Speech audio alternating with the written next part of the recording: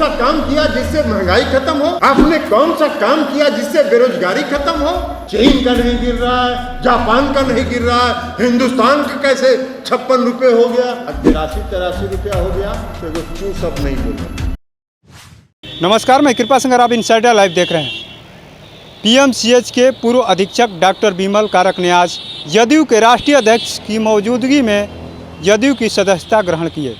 सदस्यता ग्रहण करने के बाद से जदयू के राष्ट्रीय अध्यक्ष ने बीजेपी पर तंज कसते हुए कहा कि क्या आजकल कुछ देश में काम हो रहा है, क्या सिर्फ नफरत फैलाने का काम किया जा रहा है। और उन्होंने भी कहा कि 9 साल पूरे होने के बाद से विकास, महंगाई पर चर्चा क्यों नहीं हो रही, सिर्फ नफरती बातें क्यों हो रही हैं। आइए सुनाते हैं क्या कुछ कर रहे हैं जदयू के अध्यक्ष ललन सिंह। उसका जो एंकर होता है वो चिल्ला चिल्ला के बोलता है, इस देश में हुआ कि नहीं हुआ, इस देश में धर्म का काम हुआ कि नहीं हुआ, इस देश में भगवान का नाम है कि नहीं है। यही काम ये बच गया है मीडिया का काम। ये है अब मीडिया का काम। इस तरह से इस देश में मीडिया चल रही है, तो कहाँ बचा, कौन सा लोकतंत्र बचा?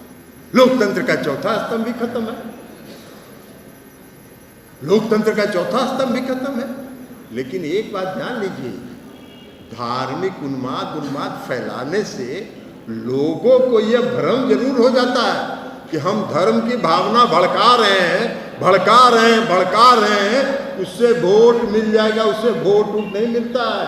अगर वही वोट मिलना होता तो कर्नाटक में तो हाई पीच पर प्रधानमंत्री धर्म को ही काम ना फैला रहे थे। कहाँ वोट मिल गया, कहाँ वोट मिल, उससे वोट नहीं मिलता है।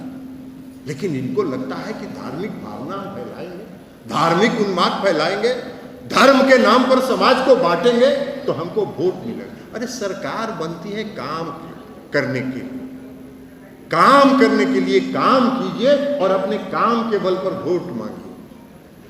आप इस 14 में इस देश के प्रधानमंत्री बने, आज 9 साल हो गया,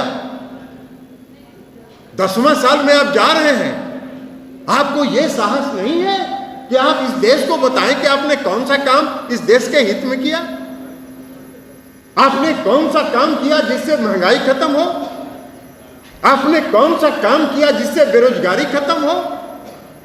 आपने कौन सा काम किया जिससे इस देश की अर्थव्यवस्था नियंत्रित हो? नहीं बोल सकते, नहीं बोल सकते हैं आप, इसलिए कि वो काम आपने किया ही नहीं, वो काम आप कर भी नहीं सकते हैं, इसलिए कि आपकी क्षमता ही नहीं है वो काम करने।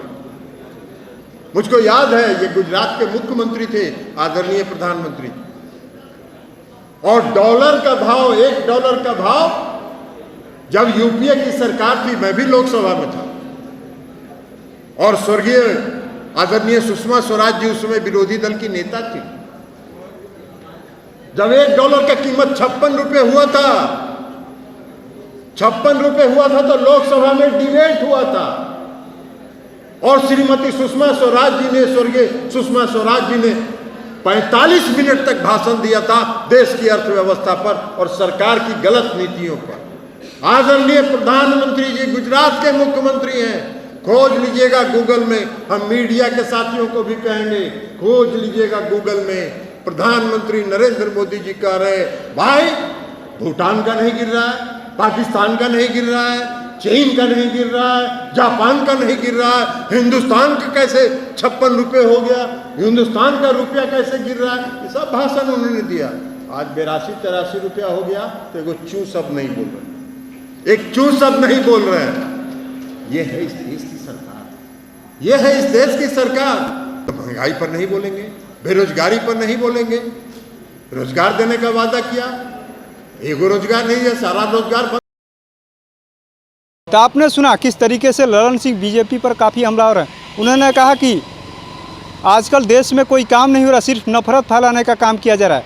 और उन्होंने कार्यकर्ताओं को भी नसीहत दे डाली कि अभी नीतीश कुमार पीएम के उम्मीदवार नहीं हैं, बीजेपी को मुक्त करने के लिए वो विपक्ष पार्टियों को एक करने में लगे हुए हैं। जब चुनाव ख़त्म हो जाएगा, मिल बैठ करके तय किया जाएगा कि कौन पीएम होगा। उन्होंने डॉलर को लेकर भी तंज कसते हुए कहा कि एक नेत्री है जो 56 रुपया जब डॉलर था तो उस समय 45 मिनट का भाषण दी थी। साथ